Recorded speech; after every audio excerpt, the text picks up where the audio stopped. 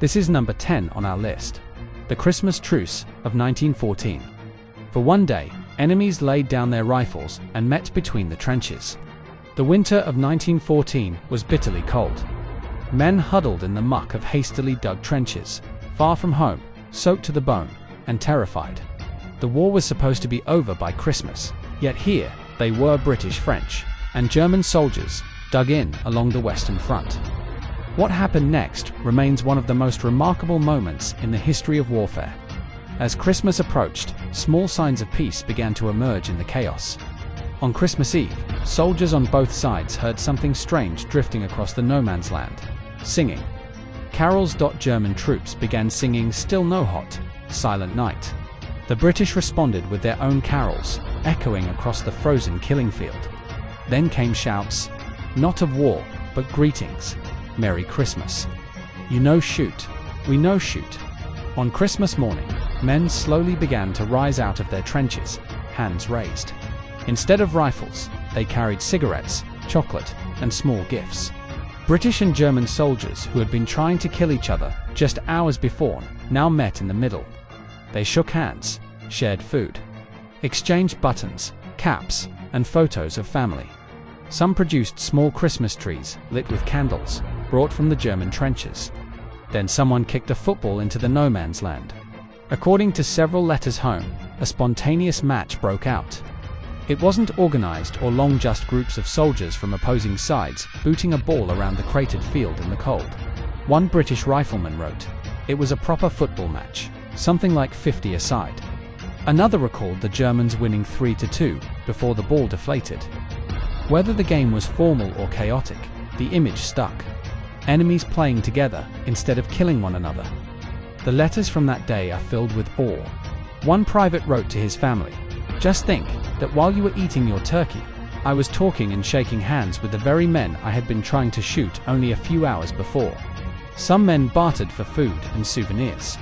Others helped bury fallen comrades still lying between the trenches, an eerie moment of shared mourning. But not everyone was pleased. Commanders on both sides were furious. High Command issued orders forbidding any further fraternization. General Sir Horace Smith Dorrin ordered that offensive spirit in the troops must be preserved.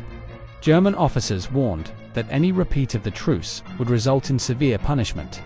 The war, after all, had to continue. Still, the truce had already spread up and down the Western Front. As many as 100,000 men participated. In some areas, the ceasefire lasted a few hours. In others, it stretched into New Year's Day. It never happened again. In later years, as the war dragged on and casualties mounted into the millions, the front hardened. Poison gas, tanks, and bitterness erased the memory of shared carols and football. But for that one day, December 25, 1914, the war paused. Humanity broke through the horror. And soldiers, trapped in something much bigger than themselves, chose kindness. This is number 9 on our list. Animals at war. Creatures big and small became heroes of the battlefield. World War I was a technological war, machine guns, tanks, chemical weapons, but behind the roaring metal was a quieter, stranger force. Animals. Thousands of them, serving, suffering, and sometimes saving lives. Horses, dogs, pigeons, even insects were enlisted. Not as mascots, as tools of survival. Let's start with one of the most famous animal heroes, Cher Ami, the pigeon. In October 1918, nearly 500 men from the US 77th Division were trapped behind enemy lines in France. Surrounded by German forces in the Argonne Forest and taking friendly fire from their own artillery, they were desperate. Their only lifeline, homing pigeons. One by one, their pigeons were shot down until only one remained. Cher Ami. Strapped with a message canister on her leg, Cher Ami was released into enemy fire. She was shot through the breast, blinded in one eye, and her leg was nearly blown off, but she kept flying. She traveled 25 miles in 25 minutes and delivered the message that saved the lost battalion from annihilation. Medics treated her wounds, and she survived. The French awarded her the Croix de Guerre. Today, her body is preserved in the Smithsonian. But pigeons weren't the only messengers. Dogs were used by nearly every army. Their speed, agility, and trainability made them ideal for dangerous tasks, delivering messages across shell-torn fields, guiding medics to the wounded, carrying supplies through trenches. Some wore gas masks. Many were trained to ignore the deafening roar of artillery. One French dog named Satan ran through heavy fire with a message collar around his neck. He was wounded twice, but made it through. Another, a German shepherd named Halifax, reportedly delivered 150 messages during battle, without fail. Meanwhile, horses and camels carried men and supplies across impossible terrain. Over 8 million horses served in the war. They pulled ambulances, artillery, and food carts. Cavalry charges, though increasingly outdated, still occurred often with tragic results. Horses became symbols of loyalty and suffering. In the Middle East, where heat and sand ruled, camels took their place, proving more resilient and better suited for desert warfare. One soldier wrote home, "I've seen men weep over their fallen horses, more than their comrades." Then there were the most unlikely helpers of all, glowworms. In the pitch-black trenches, light was dangerous. Any spark could give away your position to snipers or artillery. But soldiers still needed to read maps, letters, and orders at night. Their solution: fill jars with glowworms. These bioluminescent insects gave off just enough green light to illuminate a page without attracting attention. Entire units collected them. It was a low-tech solution in a high-tech war. And it worked. Even mules, cats, and canaries had roles. Mules hauled gear through narrow mountain paths. Cats kept rats at bay in the trenches. Canaries, more commonly used in mines, were brought into enclosed bunkers to detect poisonous gas before it reached soldiers. Pause here for a second. If you're finding these stories as strange and fascinating as we are, take a moment to like the video and subscribe. We've got even wilder moments ahead, and we're just getting started. What makes these animal contributions so hard to believe isn't just how many we used, it's how vital they became. When radio failed, when roads were impassable, when men were too wounded or afraid to move, a new animals stepped in. They weren't soldiers, they didn't choose the war, but they served, and many died, just the same. The legacy lives on. Statues of war horses and pigeons stand in cities across Europe. The Dickin Medal, often called the animal version of the Victoria Cross, was created to honor their bravery. Over 70 animals have received it since World War II, including posthumously for heroes like Cher Ami. This is number 8 on our list. The death of the Red Baron. The legendary ace's final moments remain a mystery. In the blood-soaked trenches of World War I, one name soared above the rest: Manfred von Richthofen, the Red Baron. Flying his distinctive crimson triplane, Richthofen became the most feared fighter pilot in the skies. By the time of his death in 1918, he had racked up 80 confirmed aerial victories. To his enemies, he was a menace. To his comrades, a national hero. To everyone, a legend. Richthofen didn't start as a pilot. He began the war as a cavalry officer, bored by the quiet between battles. In 1915, he joined the Imperial German Air Service, quickly proving to be a natural. He favored precision and patience over flashy flying. His kills weren't lucky, they were calculated. By 1917, Richthofen was leading Jasta 11, a crack fighter squadron. He flew the Fokker WWII triplane, a stubby, agile craft painted bright red, earning him his nickname. The British began calling his squadron the Flying Circus because of their colorful planes and mobile lifestyle. But Richthofen was more than a pilot. He was a tactician. He mentored younger flyers. He hunted in groups. He followed strict rules of engagement. His autobiography made him a celebrity. He even flew with a bullet fragment lodged near his heart after being shot in the head mid-flight in July 1917. He recovered, but some believe he was never the same, quieter, more fatalistic. April 21, 1918. The skies over northern France were clear. Richthofen, now 25, was pursuing a Canadian pilot, Wilfred May, who had broken formation. May was green, flying erratically, and Richthofen locked in, chasing him at low altitude over the river Somme. But it was a trap of sorts. May's squadron leader, Captain Arthur Roy Brown, swooped in behind the Red Baron to protect his wingman. A dogfight ensued at treetop level. Then, suddenly, Richthofen's plane jerked and crashed in a field near the French village of Vauxhall. He was dead when Allied troops reached the wreckage. A single bullet had pierced his chest and exited through his back. But what made it strange was the angle. The shot had hit him from below and to the right, an unlikely trajectory for an airborne attacker. So, who killed the Red Baron? The official credit went to Roy Brown. His report claimed he fired on Richthofen in defense of May, and for years, the story held.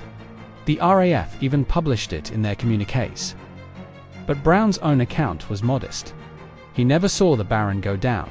He simply fired, then pulled up to avoid crashing. Decades later, forensic studies and eyewitness accounts began to raise doubts. Several Australian machine gunners and riflemen on the ground reported firing at the red triplane as it swooped low. One name kept coming up: Sergeant Cedric Popkin, an anti-aircraft gunner. Popkin was positioned in the exact place where a ground-level shot from below and to the right could have hit the Baron. He fired 2 bursts as the plane passed overhead. Later analyzers support the theory that it was Popkin's bullet, not Brown's, that ended Richthofen's life. Yet no one knows for certain. What's clear is how he was treated after death.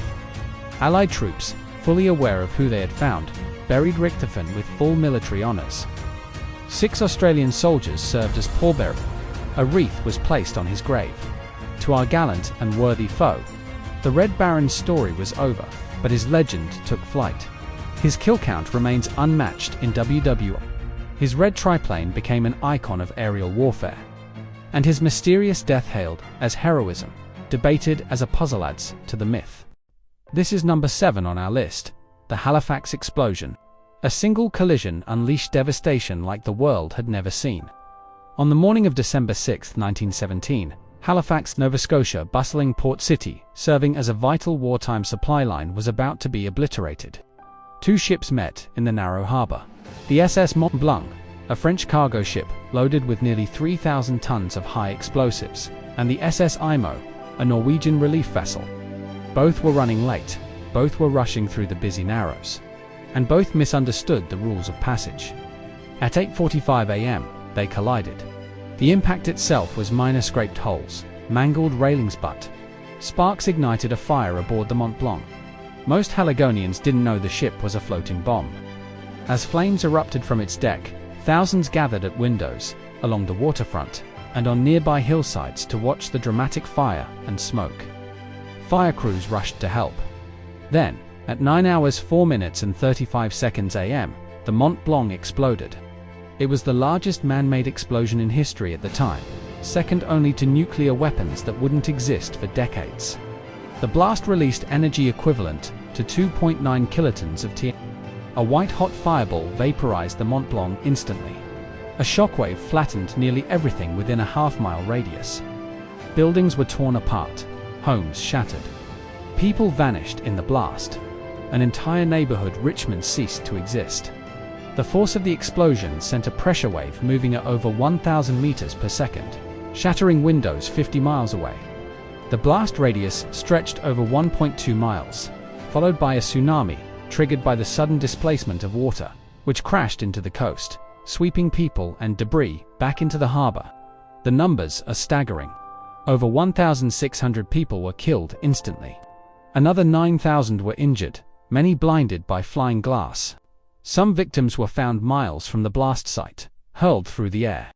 Every window in Halifax was blown out, even in schools and churches. One survivor recalled, "The sky just turned white, and the world disappeared." Another described a child being blown from one side of a street to the other and surviving. Incredibly, some moments of humanity stood out. A young telegraph operator, Vince Coleman, stayed at his post despite knowing the ship carried explosives. He sent urgent messages down the rail line, warning incoming trains to stop. His final transmission likely saved hundreds. He died in the blast, but his message delayed a passenger train that would have arrived at the epicenter just minutes later. Pause for a second. If you're finding this series compelling, hit like and subscribe. These moments aren't just hard to believe, they're essential to remember. Back in Halifax, the aftermath looked like a war zone. Over 12,000 buildings were damaged or destroyed, entire families were gone. The city's north end was a smoldering ruin.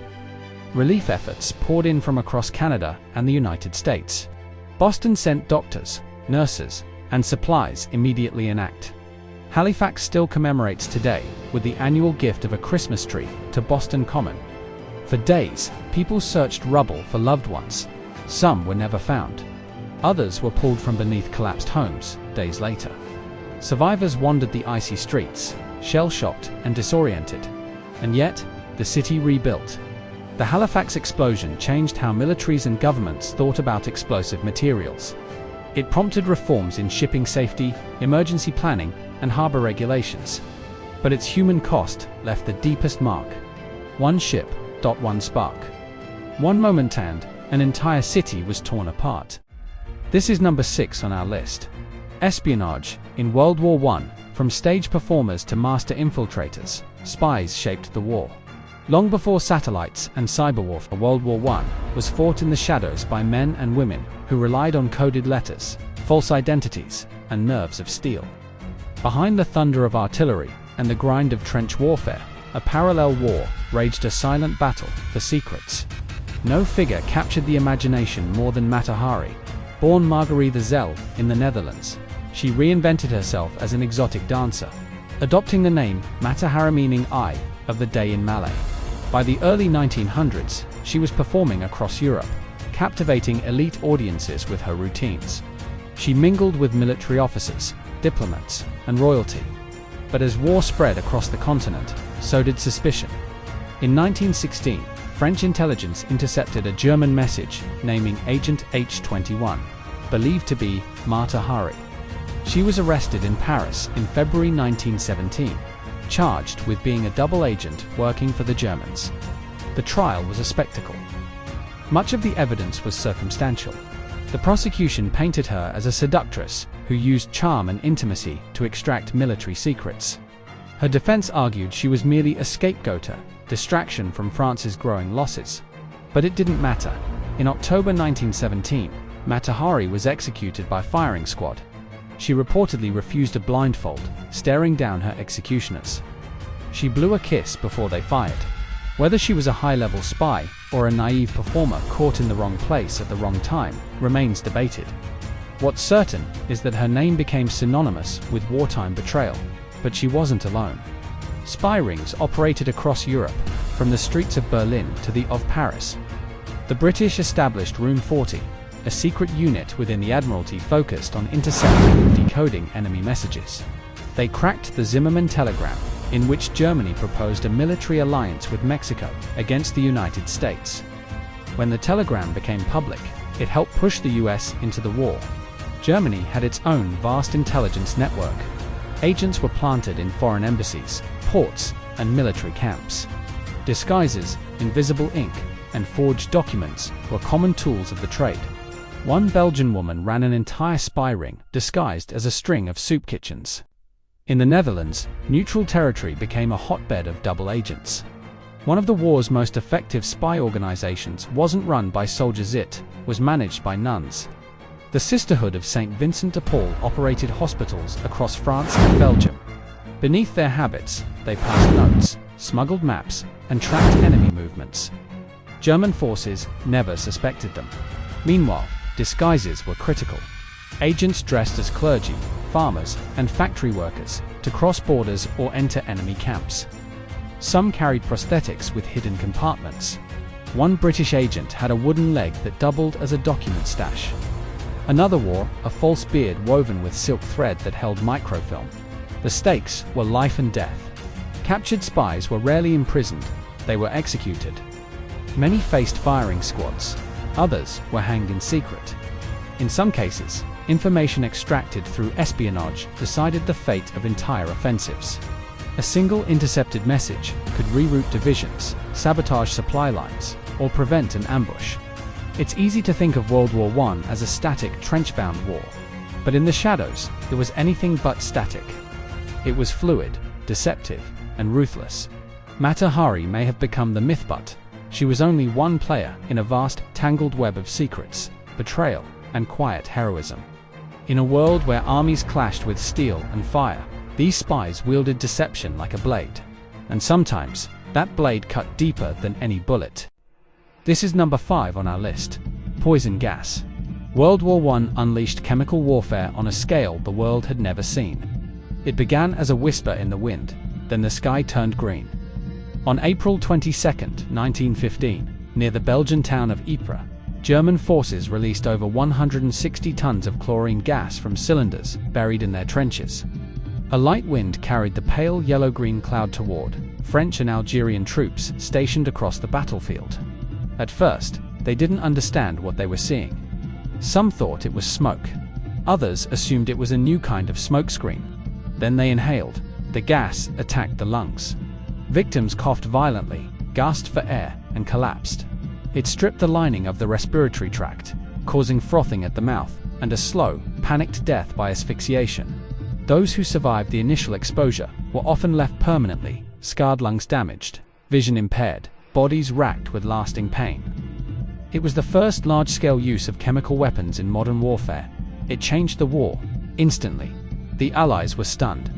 Poison gas had long been considered a violation of the rules of war, but now it was a reality. In desperation, soldiers tried to protect themselves however they could. Some tied urine-soaked rags around their faces, believing the ammonia could neutralize the chlorine. Others held mud-soaked handkerchiefs over their mouths. Anything was better than breathing the raw gas. The chaos was complete. Horses and mules died alongside men. Birds dropped from the sky. The greenish haze crawled over the ground, seeping into bunkers and dugouts. Some soldiers fled. Others collapsed in trenches that had turned into gas-filled coffins. In the months that followed, gas masks became standard issue. Crude at first leather helmets with glass eye holes and filters of cotton or gauze, then more advanced. But the arms race had begun. Chlorine was just the beginning. Germany escalated with phosgene, a colorless gas far more deadly than chlorine. Its effects were delayed, lulling soldiers into thinking they were safe until fluid flooded their lungs hours later. Then came the most feared weapon of all, mustard gas. First used in 1917, mustard gas didn't just choke or kill, it burned. It blistered the skin, the eyes, the throat, and the lungs. It soaked into clothing and remained active for days, turning entire battlefields into toxic zones. Victims suffered intense pain, swelling, and internal bleeding. Many went blind. Some died slowly over weeks. Even those who recovered often lived with lifelong damage. And unlike earlier gases, mustard didn't need to be inhaled to do harm. Just touching contaminated surfaces was enough. It turned the very earth itself into a weapon. By the war's end, over 1.3 million soldiers had been gassed, with an estimated 90,000 deaths directly caused by chemical exposure. Many more died years later from related complications. The psychological toll was immense. Troops lived in constant fear of the next gas attack. Even the sound of a hissing breeze could trigger panic. Chemical weapons weren't just battlefield tools, they were psychological warfare. To launch these attacks, armies developed special gas artillery shells, canisters, and even delivery by plane. Weather became a factor in battle planning. A shift in wind could backfire, blowing poison back onto the attackers. And it often did. Civilians weren't spared. Cities near front lines, particularly in Belgium and northern France, were hit. In one incident, gas rolled into a village hospital, killing nurses and patients. Entire communities learned to recognize the telltale color and smell of death drifting toward them. After the war, the use of poison gas was condemned around the world. The Geneva Protocol of 1925 banned chemical weapons in warfare, but the scars remained. Veterans carried the trauma in burned lungs, scarred skin, clouded eyes. Some coughed for the rest of their lives. Others never spoke of what they saw. World War I was already a brutal war of mud, steel, and blood. Poison gas added something new: invisible terror. A silent, creeping death that made no distinction between hero or coward, attack or retreat. This is number 4 on our list. Lawrence of Arabia. One man helped turn desert tribes into a force that shook an empire. T.E. Lawrence wasn't supposed to be a warrior. He was a British scholar and Oxford-educated archaeologist who had spent years studying ancient ruins in the Middle East. He spoke Arabic fluently and had earned the trust of local tribes long before the war. When World War I reached the sands of Arabia, Lawrence was quietly recruited by British intelligence. What followed was one of the most improbable and cinematic campaigns in military history. The Middle East was dominated by the Ottoman Empire, a German ally. The British, eager to destabilize the Ottomans, promised Arab leaders independence if they revolted. But the tribes were divided, decentralized, and skeptical. Enter Lawrence. He didn't arrive as a commanding officer. He showed up alone, in simple robes, living among the Bedouin. He earned their respect, not with rank, but with grit. He endured the same hardships: heat, hunger, desert marches, and began uniting rival clans under a single goal: liberation from Ottoman rule. With the help of Prince Faisal, Lawrence turned tribal fighters into a guerrilla army. Their main target, the Hejaz Railway, a key Ottoman supply route running from Damascus to Medina. Instead of attacking fortified cities head-on, Lawrence waged a campaign of sabotage. His forces planted explosives on tracks, blew up bridges, and derailed supply trains. The Ottomans were constantly forced to repair what had just been destroyed. The goal wasn't to win territory, it was to bleed resources. This was modern asymmetrical warfare, long before the term existed. Lawrence led small mobile units across vast stretches of desert. They struck unexpectedly and vanished just as quickly. Ottoman troops, bogged down in traditional warfare, couldn't keep up. The terrain became an ally. Sandstorms, heat, and long stretches without water were obstacles for everyone, except the tribesmen who had lived there all their lives. In one legendary episode, Lawrence led a 600-mile march through the desert to surprise and capture the port of Aqaba, heavily defended from the sea, but unprotected from the land. No one believed it could be done. The maneuver helped open a critical supply route for the British. Lawrence wasn't just leading battles, he was also carrying British promises of independence. He believed in the Arab cause, even as his superiors in London were quietly negotiating conflicting post-war agreements. Behind the scenes, the Sykes-Picot Agreement had already carved up the region between European powers. Midway through the campaign, Lawrence became a living legend. His story captured headlines in Britain and America. He wore flowing Arab robes, carried tribal weapons, and blurred the line between soldier and symbol. American journalist Lowell Thomas turned him into a household name. The image of Lawrence of Arabia was born. If this kind of desert warfare and rebellion against empires fascinates you, hit like and subscribe. These real-life stories go far deeper than the movie version, and we've got even more ahead. Lawrence's campaign culminated in the capture of Damascus in 1918. He refused to lead the new government, insisting the Arabs rule themselves. But by then, his role was mostly symbolic. The British and French quickly reneged on their promises. The Arab kingdom of Syria was crushed, and Lawrence, exhausted, disillusioned, and angry, returned home. He turned down awards, declined promotions, and later enlisted under a false name to escape the fame. He died in a motorcycle crash in 1935, just 46 years old. But his legacy remains. T.E. Lawrence showed how one man, with knowledge of culture, language, and terrain, could reshape a region's role in a global war.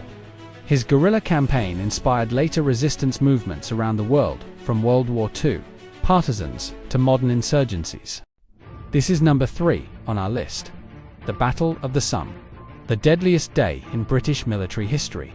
57,000 casualties in 24 hours, July 1, 1916. At precisely 7:30 a.m., whistles blew along the British lines in northern France. Tens of thousands of soldiers climbed out of their trenches, packs heavy, rifles in hand, and began walking across no man's land. They had been told the German defenses were obliterated, that the week-long artillery barrage had cleared the way, that this would be a breakthrough. Instead, they walked into hell. The Germans had survived the bombardment by sheltering in deep dugouts.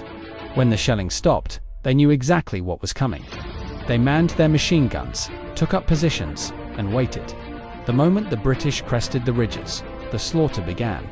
Within minutes, entire battalions were cut down. Some soldiers never even fired their rifles. Communication lines failed. Commanders, miles behind the front, had no idea the attack was collapsing. And still, more men advanced.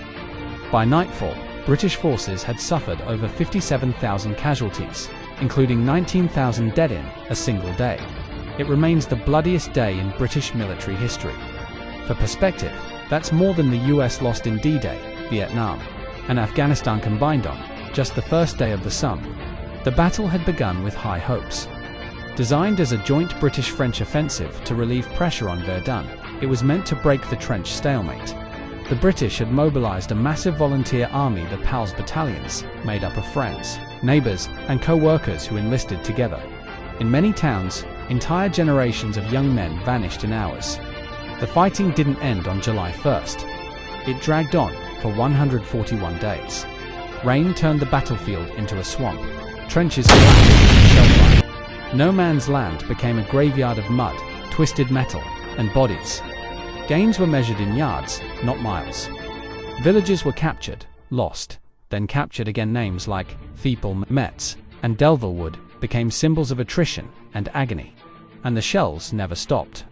Nearly 1.5 million shells were fired in the week leading up to the offensive. By the end of the battle, that number had climbed to over 30 million. The noise, the pressure, the constant vibration. Soldiers went mad from the barrage alone. Some described it as being trapped inside a thunderstorm that never ended. The final tally, over 1 million men wounded or killed, British, French, and German alike. And the line barely moved. The Allies advanced only about 6 miles at the deepest point. No decisive victory, no breakthrough. Just devastation. But the Somme left scars far beyond the battlefield. It changed how Britain saw the war. It shattered the romantic view of noble combat. Letters home became shorter, more blunt.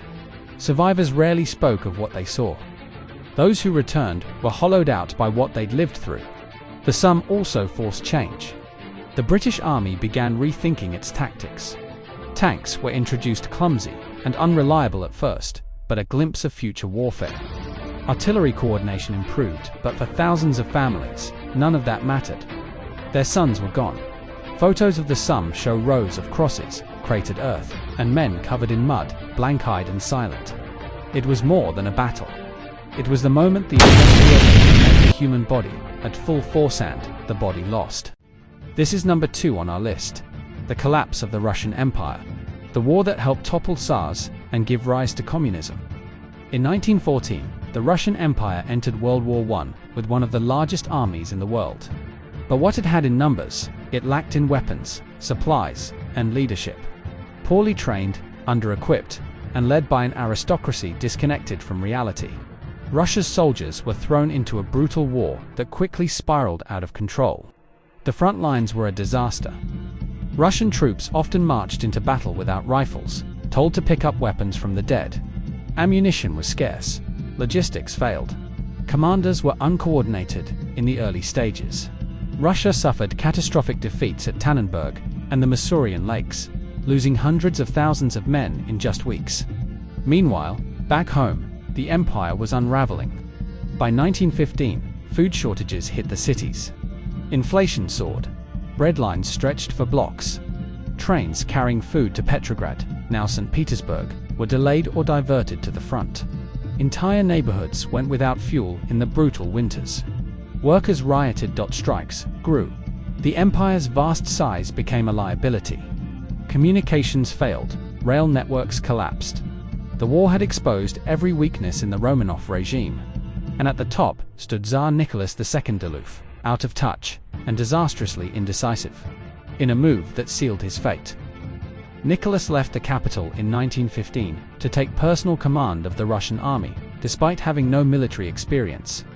It was a symbolic gesture meant to inspire unity. Instead, it tied his name directly to every military failure. At home, his wife Empress Alexandra was left in charge, relying heavily on the mystic Rasputin, whose influence caused outrage and rumors of corruption. By 1917, the situation was critical. In February, protests over food and wages exploded into mass demonstrations in Petrograd. Troops were ordered to fire on the crowds, but many refused. Some joined the protesters. Within days, the government lost control. The February Revolution forced Nicholas II to abdicate on March 15, 1917, ending more than 300 years of Romanov rule. He handed power to a provisional government made up of moderate reformers, but it was weak and divided, and it made one critical error. It kept Russia in the war. The soldiers were done. Desertions skyrocketed. Morale hit rock bottom. Factories remained paralyzed by strikes. Peasants seized land. The Bolsheviks, a radical Marxist faction led by Vladimir Lenin, saw an opportunity. Lenin, who had been exiled in Switzerland, was transported back to Russia by Germany, who hoped he'd destabilize their enemy from within. It worked. In April 1917, Lenin arrived in Petrograd and delivered his fiery April theses: peace, land, and bread. He called for immediate withdrawal from the war, land redistribution, and power to the Soviets' worker councils, springing up across the country. His message spread fast. While the provisional government stumbled, the Bolsheviks gained strength. On October 25, 1917, they launched a nearly bloodless coup. Armed workers and soldiers stormed key buildings in Petrograd. The provisional government collapsed. Lenin declared a new government, the world's first communist state. Within weeks, the new regime sued for peace with Germany. The Treaty of Brest-Litovsk, signed in March 1918, pulled Russia out of World War I, but at a staggering cost. Russia ceded vast territory, including Ukraine, Poland, and the Baltic states. Critics called it a betrayal. Lenin called it necessary for survival. But peace didn't bring stability. The Bolsheviks now faced a brutal civil war. Monarchists, Democrats, foreign powers, and rival socialists all fought to unseat the communists. The Romanov family, Nicholas II, Alexandra, and their children were executed by Bolshevik guards in July 1918, ending any hope of restoration. When the dust finally settled, the Russian Empire was gone, replaced by the Soviet Union, a radically new power on the world stage. The war that had begun as a fight between European empires helped ignite a revolution that would shape global politics for the next century. It wasn't just a military collapse. It was a total political, economic, and cultural breakdown. And it changed the balance of power forever. This is number 1 on our list: the assassination of Archduke Franz Ferdinand. A young assassin's bullet set off a chain reaction that plunged the world into war. It happened on June 28, 1914, in the city of Sarajevo, then part of the Austro-Hungarian Empire. Archduke Franz Ferdinand, heir to the imperial throne, was visiting with his wife, Sophie, to observe military exercises and show the empire's strength in a restive province. But beneath the surface, tension was boiling. Serbian nationalists, furious over Austro-Hungarian control of Bosnia, were plotting revenge. A secret group, called the Black Hand, made up of young radicals with ties to the Serbian military, saw Franz Ferdinand as a symbol of oppression and a target. Among them was Gavrilo Princip, a sickly 19-year-old with tuberculosis, a pistol, and a belief that one act of violence could change the world. 7 assassins lined the motorcade route that morning. The plan was simple. Someone would throw a bomb at the Archduke's car. If that failed, others would be ready to act. Just after 10 a.m., one of them, Nedeljko Vabranovia, hurled a hand grenade at the Archduke's open-top car.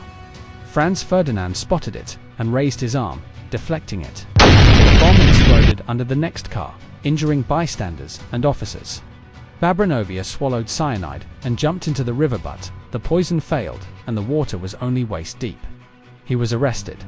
The Archduke insisted on continuing the visit, determined not to let an attack disrupt his schedule. After a short stop at City Hall, he decided to visit the wounded in the hospital. But no one told the driver the route had changed. The motorcade made a wrong turn down a side street, Franz Joseph Street, where none of the security detail was supposed to be. By sheer coincidence, Gavrilo Princip was standing at a nearby cafe, disheartened and believing the plan had failed. Suddenly, the Archduke's car appeared in front of him and stalled as the driver tried to reverse. Princip stepped forward and fired 2 shots from a Browning FN pistol at point-blank range. The first bullet struck Sophie in the abdomen. The second hit Franz Ferdinand in the neck. He reportedly gasped, "Sophie, don't die. Stay alive for our children." Within minutes, they were both dead. The reaction was immediate and catastrophic. Austria-Hungary blamed Serbia and issued an ultimatum with demands it knew Serbia wouldn't accept. When Serbia refused one key demand, Austria declared war. Russia mobilized to protect its Slavic ally. Germany, allied with Austria, declared war on Russia. France, tied to Russia, was pulled in. When Germany invaded Belgium to reach France, Britain entered the war. Within weeks, Europe was at war. A single pistol shot triggered a global conflict. Over the next 4 years, more than 16 million people would die. Entire empires, Austro-Hungarian, Russian, Ottoman, German, would collapse. The map of Europe would be redrawn. And seeds would be planted for a second, even more devastating world war, just 2 decades later.